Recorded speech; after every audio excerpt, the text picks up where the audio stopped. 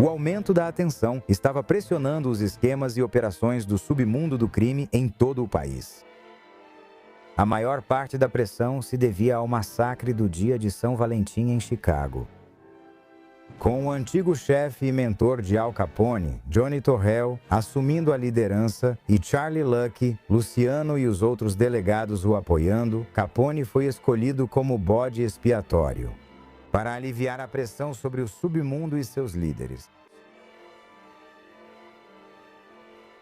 Al Capone foi convencido a permitir ser preso por uma acusação menor e enviado para a prisão por um curto período de tempo, desviando a pressão da mídia e das autoridades para o bem de todo o submundo. Após a conferência, o chefe do submundo de Chicago, Al Capone, e seu guarda-costas, Frank Rio, foram para Filadélfia, onde 2 policiais aliados os prenderam e os acusaram de porte de arma. Capone e Rio foram condenados a 1 ano de prisão, mas foram soltos e estavam de volta a Chicago, após apenas alguns meses. Capone mais tarde disse a um historiador: "Disse a eles que havia negócios suficientes para todos enriquecerem. Era hora de parar os assassinatos e tratar nosso negócio como os demais fazem. Algo em que trabalhar e esquecer quando voltarmos para casa à noite. Não foi fácil para homens que estavam lutando há anos concordarem com um programa de negócios pacífico, mas finalmente decidimos esquecer o passado e começar tudo de novo. Fizemos um acordo por escrito, e todos assinaram na linha pontilhada."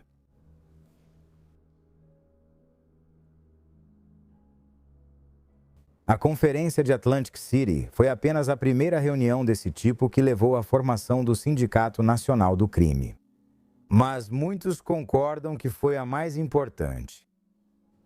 Ela propôs um órgão governante que pudesse resolver disputas de forma amigável e, mais importante ainda, lucrativa para todos os envolvidos. O Sindicato Nacional do Crime que nasceu dessa conferência foi o que Arnold Rothstein havia buscado enquanto construía seu próprio império do crime.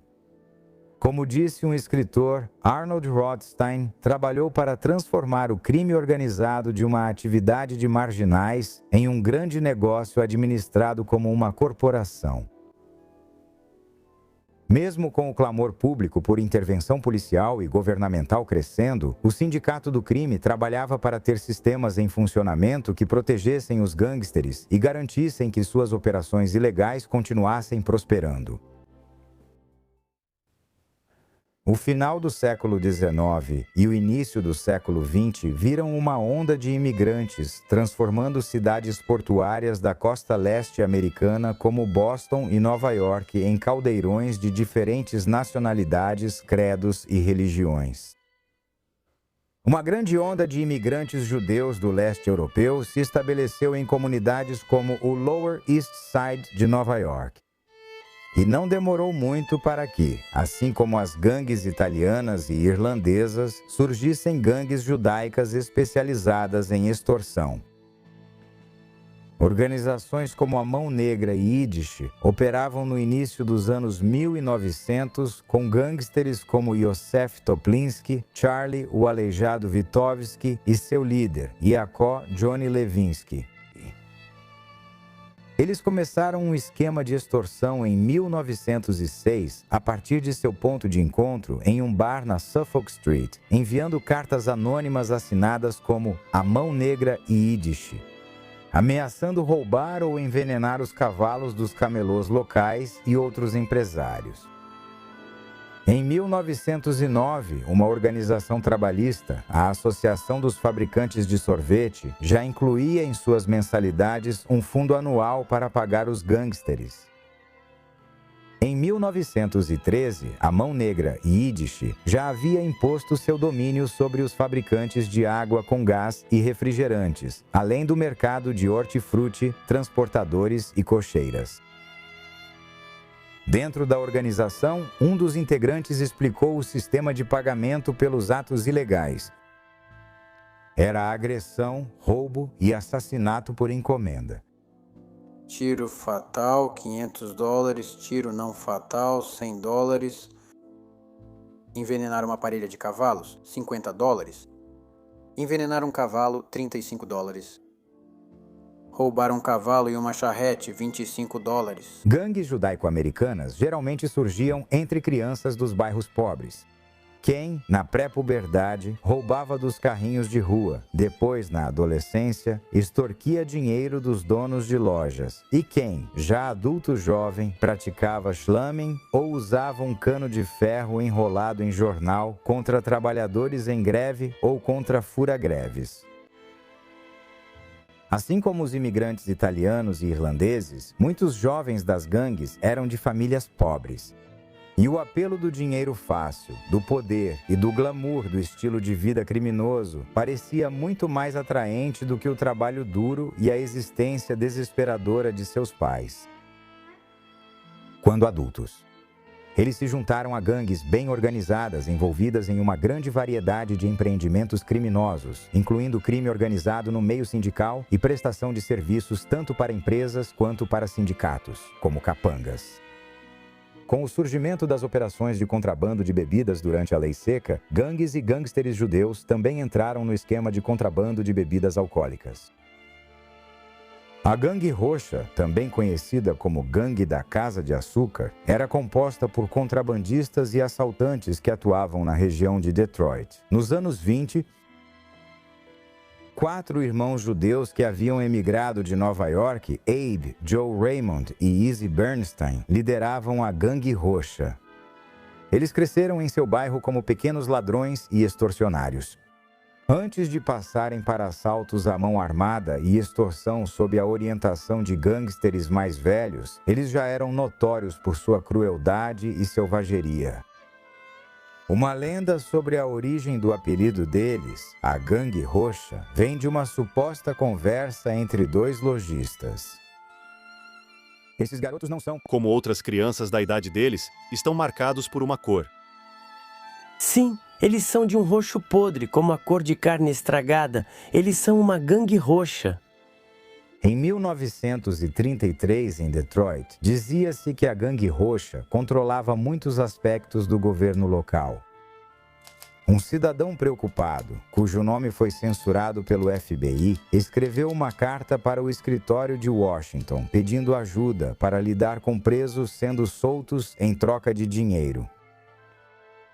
22 de agosto de 1933, Sr. Joseph B. Keenan, Bureau of Investigation, Departamento de Justiça, Washington, D.C.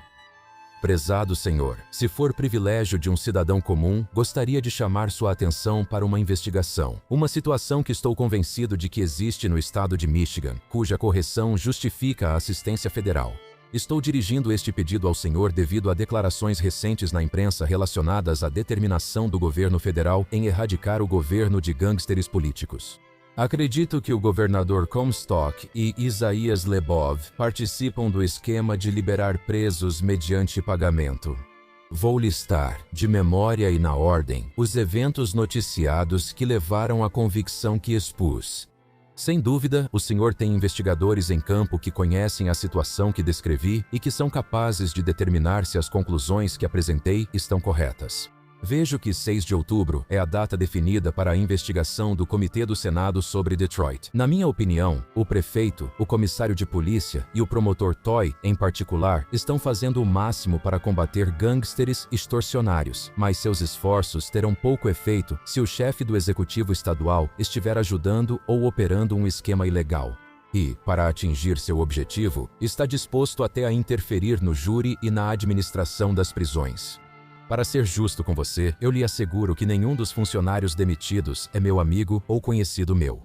Meu único propósito ao pedir sua ajuda é ver o erro corrigido, caso minha suspeita seja fundamentada, ou ficar satisfeito, através da sua investigação, de que eu julguei mal o acusado. Atenciosamente.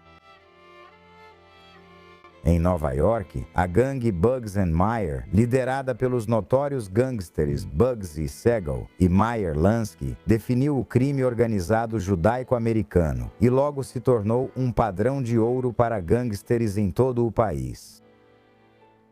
Originalmente unindo-se apenas para se defender das gangues italianas e irlandesas, Meyer Lansky, Bugsy Siegel e Lucky Luciano logo recrutaram atiradores experientes e forneceram caminhões roubados e motoristas para os contrabandistas. O Departamento de Polícia de Nova York descreveu a gangue como violenta. E por um tempo, a gangue Bugs and Meyer absorveu, subordinou ou destruiu a maioria das gangues italo-americanas no Lower East Side de Manhattan. Eles começaram, no início da década de 1920, a extorquir dinheiro de agiotas e lojistas judeus, assim como de donos de lojas e apostadores irlandeses e italianos. As façanhas dos gangsters eram lendárias. Obrigada por assistir. Para apoiar a produção de mais conteúdos históricos, curta, comente e compartilhe este vídeo com outros amantes de história. E não se esqueça de se inscrever para ajudar a manter a história viva.